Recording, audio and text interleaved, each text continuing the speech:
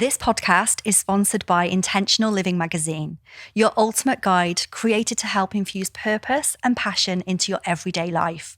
From expert features that provide valuable insights to thought-provoking content that sparks transformation, this magazine, an online platform, is a perfect source of inspiration for all of those of us who truly believe in the power of intentional choices. I love that you're laughing already. This episode must be brilliant, Claire. Right, okay. In this episode, we're talking about coaching and the reality of coaching. We have done this a little bit before, but we missed this important bit out because Claire had a hangover and hadn't kept us on track. So please enjoy. Listen to it, and we want to give you an insight into what coaching really is, the highs and the lows. And choose a coach that's right for you. Enjoy. Hello, Claire. How are you today? I'm good. I'm really good. I'm good that we're talking about this one because we were supposed to talk about this one last month, but I had a hangover and we forgot. And I'm normally the one that sort of like writes things down and organises things. We did talk about it, but we missed out the bit that we really wanted to talk about. We did. So can we just talk about the reality of coaching? Yes. Okay.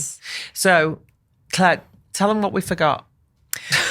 So, as you know, me and Jules are coaches as well as many other things, and we really believe in the power of coaching and how it can help, clients, friends, family, by asking them questions. It helps them to find answers and come up with finding their true potential and their gifts.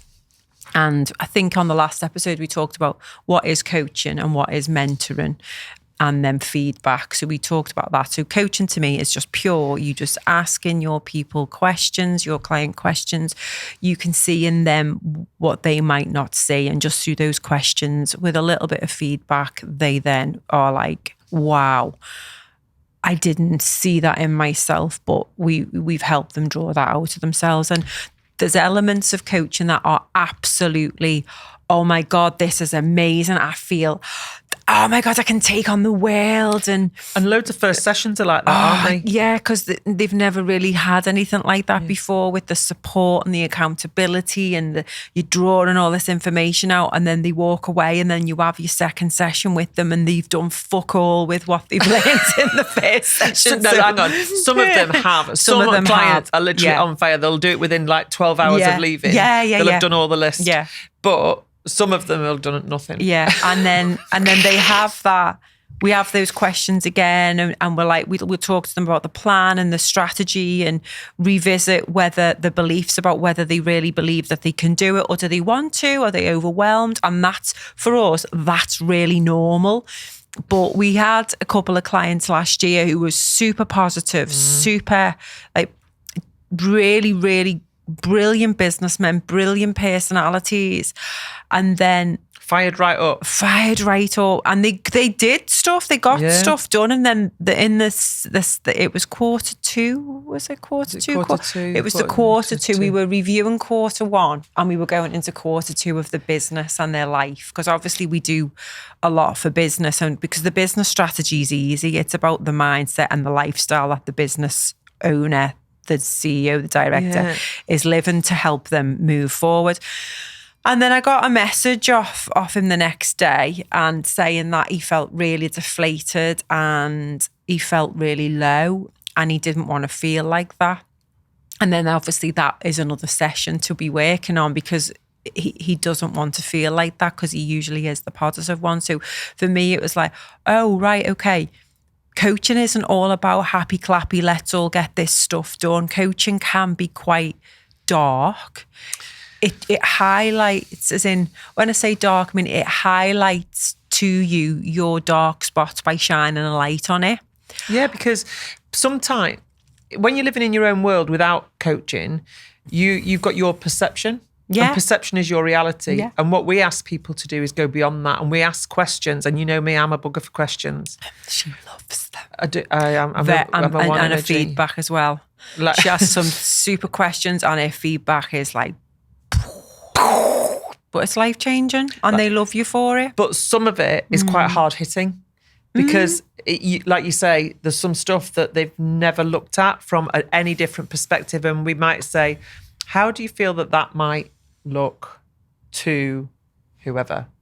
Or if you were looking at it with this hat on. Mm-hmm.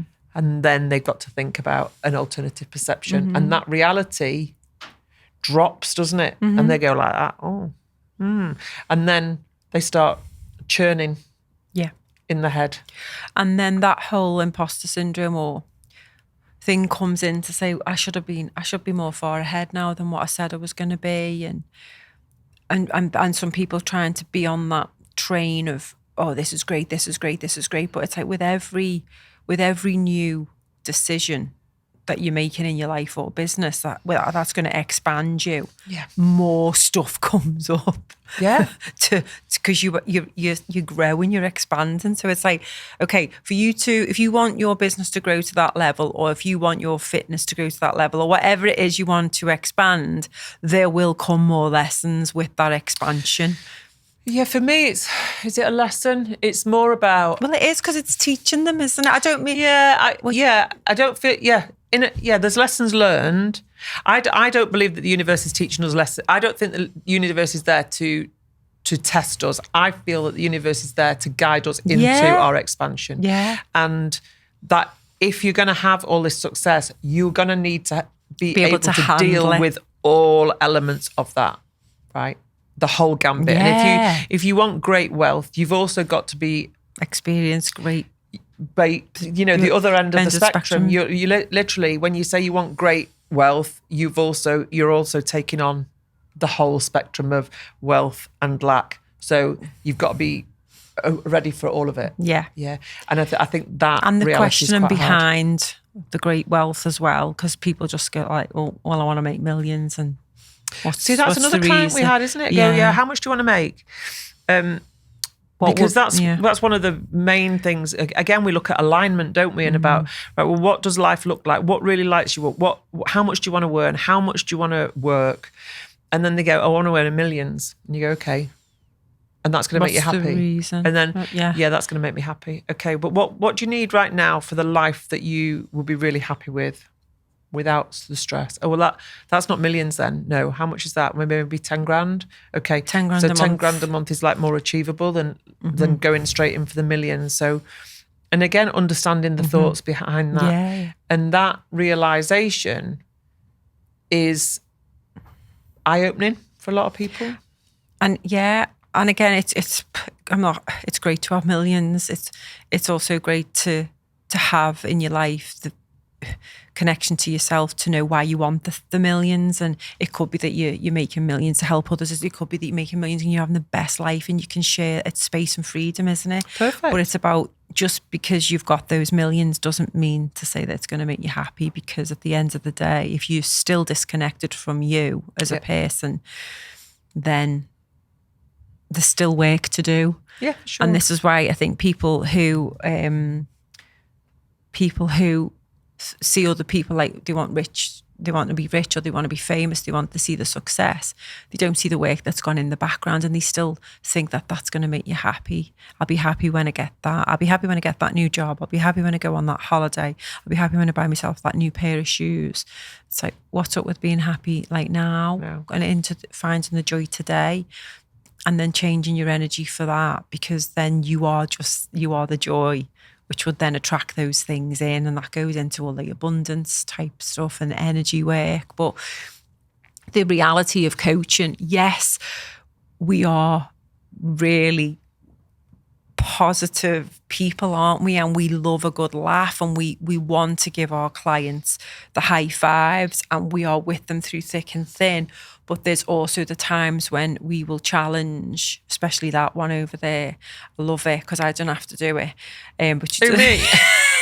You sit there. I love the fact that you open up and say, well, I'm the kind one. No, I'm not. I wouldn't say I'm the kind one. You've got gate 15. Yeah. And you see the good in everyone. I love that. That's one of my joys of working with you. But it's just that if we just wanted to talk about the realities of coaching, and that if you are working with other coaches or you've worked with a coach before, the best coaches are the ones that are going to be truly transparent with you. They will connect with you. They are, they're present with you, and they can see your gifts, and they can be there to hold that safe space for you and to hold you accountable. That's what we do. Not with everybody honesty, does that. With honesty, but with love, yeah. And give you some really truth realities into what we see. And this is, I think I did an Instagram post on this a while ago, because we do hear of a lot of people hiring coaches who promise them the world, and the coach isn't going to do the work. You have to do the work. We are here to guide you, to give you honest feedback, to show you your gifts, to help you uncover your gifts, and, holding that love and space, of course. Not everyone will do that. Make sure that you connect with your coach, and don't just go with a coach because they look good on Instagram. The coaching industry is not regulated. There are some people out there claiming that they are coaches and they're not, or they're claiming that they've helped people build businesses, and they're not even registered on Companies House or VAT registered, saying that they've made millions. So just do your homework, but also know that I feel like everyone should have a coach. We've got coaches. We've had coaches for a while, haven't we? Well, and the kids. And the kids, yeah. Daniela's got one. Josh doesn't think he needs one because he's an intuitive genius, but I feel like he does. Yeah. But yeah, I love my daughter, and even though I've got the tools and I could coach her myself, she needs connection with someone else, not just a mum. I know everything, but I want her to know that coaching is, because it's another thing. A lot of people in the UK, or the thought was that you only have a coach if you are weak at something, or if you're needing something, or you need like therapy. And in America, it's completely different. Most people have got coaches. The top business people have got coaches. But a lot of people, just everyday people, have got life coaches. So hoping that this has just educated you a little bit more on the world of coaching, and to know that coaching is great. It's brilliant to have a great coach that you connect with. The energy's right, that they're good at, they know you. Just do your homework and know that it's not all happy clappy, because there's times when you will feel a bit deflated because a few home truths have sank in. And also be really clear on the outcomes that you're looking for. So when you are looking for a coach, have that conversation in your connection calls. These are the outcomes that I want. This is the sort of support that I need. Be really, really specific. Yeah. Because if someone wants like the hand holding and wrapping in cotton wool, it's not one for me. Literally. That's not what coaching is it? But for some people, that might be what they're looking for. Yeah. So again, be really, really mindful of what it is you want, what you're looking for, and find the right person for you. And go on recommendation as well. Check out recommendations, testimonials, and go on a discovery call with them. I think most coaches do offer that. And if you've got a good coach, they will ask you the right questions to find out what it is you need. And if they can't help you, they should be able to recommend you to someone else. I know that's what we do, don't we? We always do, yeah. If we don't feel that we can help the person with what they've got, which is very rare, or the energy is not or right, if they're not in the right stage for ready for the work, we will honestly tell them, and we can refer them to somebody else. Yeah. And then they typically come back. Yeah. So just... if you're looking for a coach, do the homework, look at the referrals, get a referral, look at the testimonials, and really find out what you want, because it is a big investment, but it's worth it. It is worth it. But no, it's not all. It's great. Yeah, it's brilliant. It's fabulous, because you will find yourself, but you will find some dark spots, and that's normal. That's okay. Yeah, absolutely. So thanks for listening to that one. Short one today. Was there anything else you wanted to say? No, I don't think so. I'm just... No, I just love the work that we do. We have such powerful transformations with our coaching clients, and are from business and within life, and they're combined. So we see them as the same. And like Claire said, the business side of things, the business strategy side of things, is the easy bit. It's the foundational stuff that can have massive profound impact on life. So that's all that I can say today, my love. Thank you for that, Dr. Jules Kelly. Thank you for that, Professor Claire Morton. Thank you. I like that. I like Professor Claire Morton. I do as well. It's raw. So it's ta-ra from me today. And it's I've love changed and light. Dr. No, Jules. it's not love and light. It's see ya. Thank you for listening. Ta-ra. Ta-ra.